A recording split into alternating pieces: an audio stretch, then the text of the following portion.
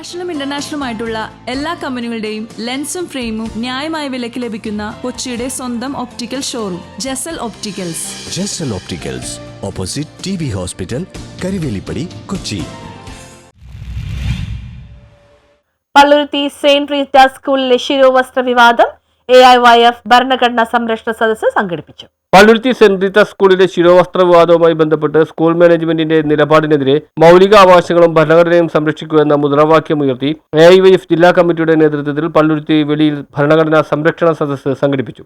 നമുക്കറിയാം, കേരളീയ പൊതുസമൂഹത്തിൽ പൊതുവിദ്യാഭ്യാസ രംഗത്ത് നിരവധിയായ പോരാട്ടങ്ങൾ സംഘടിപ്പിച്ചുകൊണ്ട് കേരളത്തിൽ നിരവധിയായ മാറ്റങ്ങളാണ് വരുത്തിയിട്ടുള്ളത്. നമുക്കറിയാം, ക്രൈസ്തവ മാനേജ്മെന്റുകളടക്കം നമ്മുടെ കേരളീയ സമൂഹത്തിൽ നിരവധിയായ ജാതി മത സാമുദായിക സംഘടനകളുടെ നേതൃത്വത്തിൽ നിരവധിയായ മാനേജ്മെന്റുകളുടെ നേതൃത്വത്തിലുള്ള പൊതുവിദ്യാലയങ്ങൾ, സ്കൂളുകൾ പ്രവർത്തിക്കുന്ന കാലഘട്ടം കൂടിയാണ്. കേരളീയ പൊതുസമൂഹത്തിൽ പൊതുവിദ്യാഭ്യാസ രംഗത്ത് നിരവധിയായ മാറ്റങ്ങൾക്ക് പങ്കുവഹിച്ചിട്ടുള്ള സഭകളാണ് ക്രൈസ്തവ സഭകൾ. എന്നാൽ അതിൽ നിന്ന് വ്യത്യസ്തമായി പള്ളുരുത്തി സെന്റ് റീറ്റ സ്കൂളിലെ മാനേജ്മെന്റ് ശിരോവസ്ത്രം ധരിച്ചു എന്നതിന്റെ പേരിൽ 13 വയസ്സുകാരിയ വിദ്യാർത്ഥിനെ സ്കൂളിൽ പ്രവേശിക്കില്ല എന്ന നിലപാട് സ്വീകരിക്കുന്ന സാഹചര്യമുണ്ടായി. നമുക്കറിയാം, നമ്മളുടെ ഭരണഘടന നൽകുന്ന മൗലിക അവകാശങ്ങൾ അട്ടിമറിക്കുന്ന ഒരു നിലപാട് സ്വീകരിക്കുന്ന മാനേജ്മെന്റിനെതിരെയാണ് AIYF ഏറ്റവും പ്രധാനപ്പെട്ട മൗലിക അവകാശങ്ങളും ഭരണഘടനയും സംരക്ഷിക്കണം എന്ന് ആവശ്യപ്പെട്ടുകൊണ്ട് ഇത്തരത്തിലൊരു ഭരണഘടനാ സദസ്സ് ഇവിടെ സംഘടിപ്പിച്ചിട്ടുള്ളതാണ്.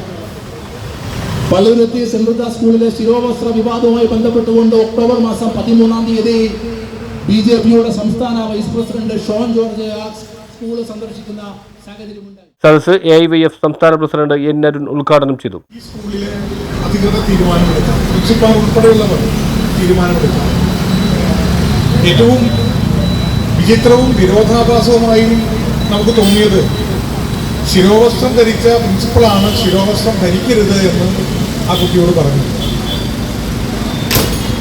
ശിരോവസ്ത്രത്തിന്റെ രൂപവും അതിന്റെ നിറവും തമ്മിൽ ചില മാറ്റങ്ങളാണ്.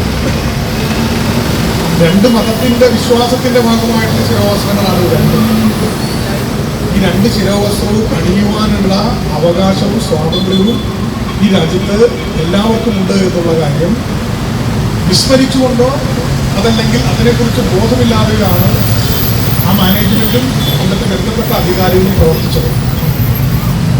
അതിനെ സംബന്ധിച്ച് ഏറ്റവും കൃത്യമായിട്ടുള്ള അഭിപ്രായം കേരളത്തിന്റെ ബഹുമാനപ്പെട്ട വിദ്യാഭ്യാസ മന്ത്രി തന്നെ പറയുകയുണ്ടായി.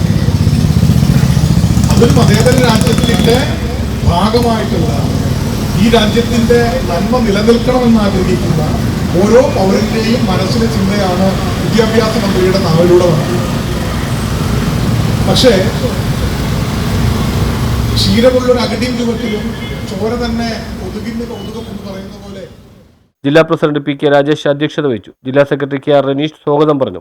നേതാക്കളായ AK Sajeevan, Abdul Jaleel, Alvin Xavier, Rekha Sreejesh, PM Nizamuddin, Rocky Jibin, KR Pratheesh, PK Suresh, Shenny Alexander, PK Shifas, PR Adarsh, Nithin Kurian, PA Dinu, MR Surjith എന്നിവർ പ്രസംഗിച്ചു. AIYFിനേക്കാൾ സംഘടനാപരമായി ആൾക്കൂട്ടമുണ്ടെന്ന് പറയുന്നവർ, നമ്മളെക്കാൾ സംഘടിതമായി ശക്തി എന്ന് പറയുന്നവർ, രാജ്യവ്യാപമാനം വ്യാപിച്ചു കിടക്കുന്നെന്ന് പറയുന്ന യൂത്ത് കോൺഗ്രസ് അടക്കം മറ്റ് ഇടതുപക്ഷ യുവജന സംഘടന അടക്കം ഇതിൽ നിന്ന് അഭിപ്രായം പറയാതെ മാറി നിൽക്കുമ്പോൾ സധൈര്യം ഇതിലെ അഭിപ്രായം പറഞ്ഞ ഏക യുവജന പ്രസ്ഥാനവും പാർട്ടിയും കമ്മ്യൂണിസ്റ്റ് പാർട്ടി ഓഫ് ഇന്ത്യയും CPI എന്ന് മനസ്സിലാക്കപ്പെടണം. ഞാൻ പറഞ്ഞു വന്നത് അതിന്റെ ഗൗരവം ആ അർത്ഥത്തിൽ നമ്മൾ മനസ്സിലാക്കിയിട്ടാണ് മനസ്സിലാക്കപ്പെടണം.